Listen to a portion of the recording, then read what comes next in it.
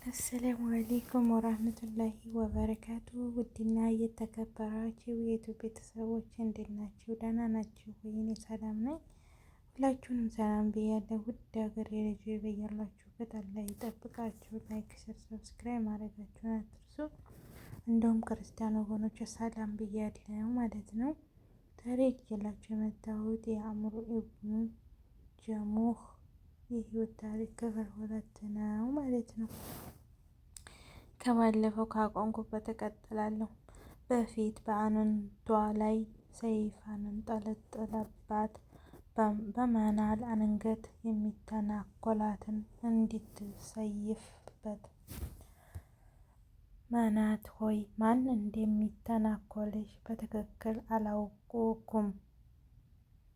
አቅሙ ካለሽ ራስሽን ተከላከይ አላትና ወደ መኝታው ሄደ። አሞር ጥልቅ እንቅልፍ ወስዶታል። ወጣቶቹ ወደ መናድ በመሄድ ሰይፉን ከአንገቷ አውርደው ይዘው ወጡ።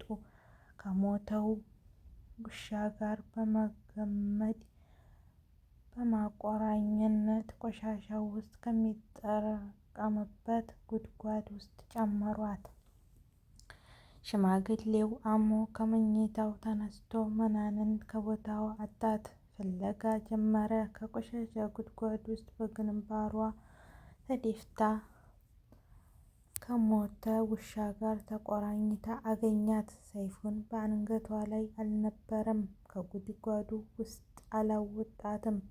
አምላክ ብትሆኝ ኖሮ ከሞት ውሻ ጋር ቆሻሻው መጣያው ተቆራኝተሽ ባልተገኘሽ ነበር በማለት ትቷት ሄደ። ብዙ ሳይቆይም እስላምን ተቀበለ።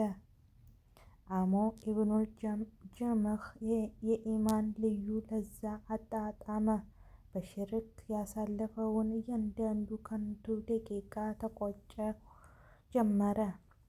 መላ ሱነቱ ለአዲሱ እምነት ለኢስላም አስረከበው። አካሉን፣ መንፈሱን፣ ገንዘቡን፣ ልጆቹን ኢስላምን ለማገልገል ተግባር አዋለ። አላህና ረሱሉን ለመታዘዝ ለማርካት ጥረት ጀመረ። ብዙ ሳይቆይ የኡሁድ ዘመቻ ተከሰተ። ሶስቱ ልጆቹን የአላህ ጠላት ለመፈለግ ዝግጅት ላይ ናቸው። ሸሂድ ለመሆን አላህን በማርካት ለስኬት ለመብቃት ጓጉተዋል። ውስጣዊ ስሜቱን ቀሰቀሱበት። በረሱል ሰለላሁ ዐለይሂ ወሰለም አመራር ስር ኡሁድ የፍልሚያ መስክ ላይ ለመገኘት ቆረጠ። ልጆቹን ግን ተቃወመ። አባቱን ከሽማግሌው እድሜ በጣም ገፍቷል። አንድ እግሩም ሽባ ነው። አላህ ጂሃድን ግዴታ አላደረገበትም። ስለዚህ ባይዘምትም ይመረጣል። ነገር ግን በአቋማቸው አባታቸውን ሆይ አላህ ጂሃድ በአንተ ላይ ግዴታ አላደረገብህም፣ ለምን ራስህን ታስጨንቃለህ? አሞር በልጆቹ ውሳኔ በእጅጉ ተቆጣ። ከረሱል ዘንድ በመሄድ ዝምታውን ተናገረ። የአላህ ነቢይ ሆይ እኔን ልጆችን ከዚህ በጎ ነገር ሊያቀርቡኝ ይሻላል። ሸባ ነህና ጂሃድ አትሄድም ይሉኛል። በአላህ ይሁንብኝ በዚች ሸባ እግሬ ጀነትን መርገጥ እፈልጋለሁኝ አላቸው። ይዝመት ምናልባት አላህ ሰማዕት የሚሆን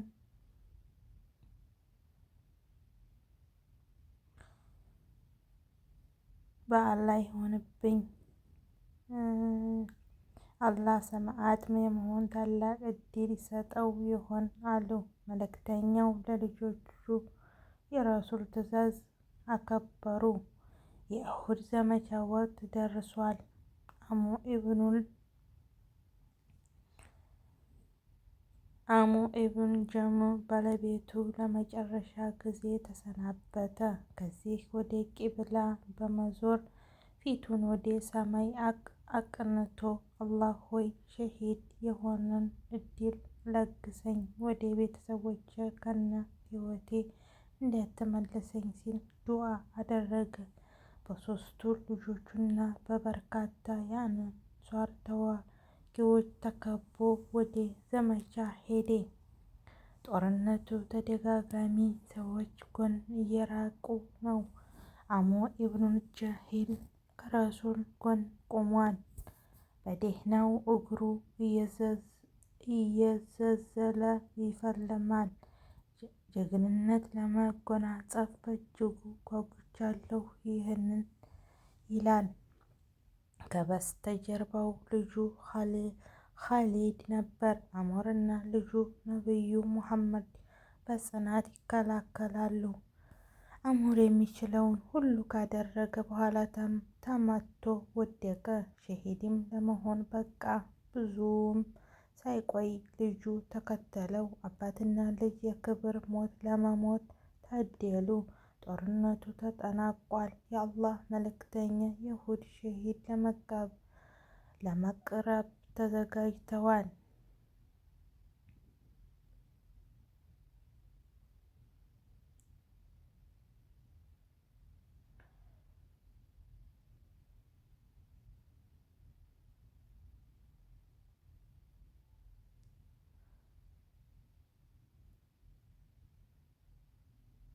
ከአሁን በኋላ በአላህ መንገድ ላይ የሚቆስል ሙስሊም የቂያማ ቀን ደሙ የሚፈስ ሆኖ ይመጣል።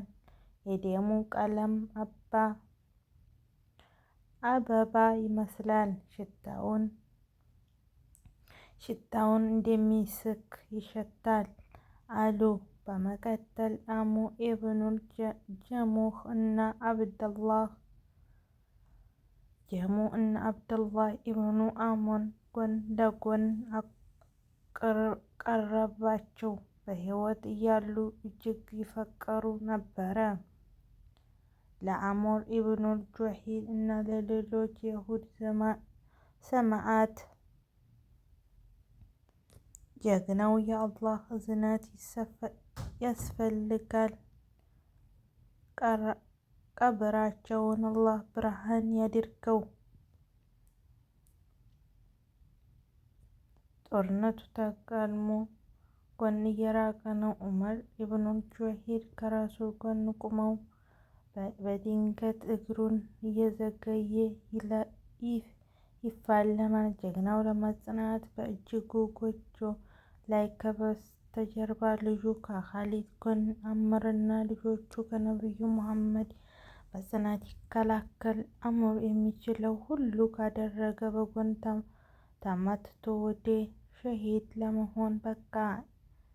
ብዙ ሳይቆዩ ልጆቹ ተከተሉ። አባትና ልጅ የክብር ሞት ለመቀበል አበቁ።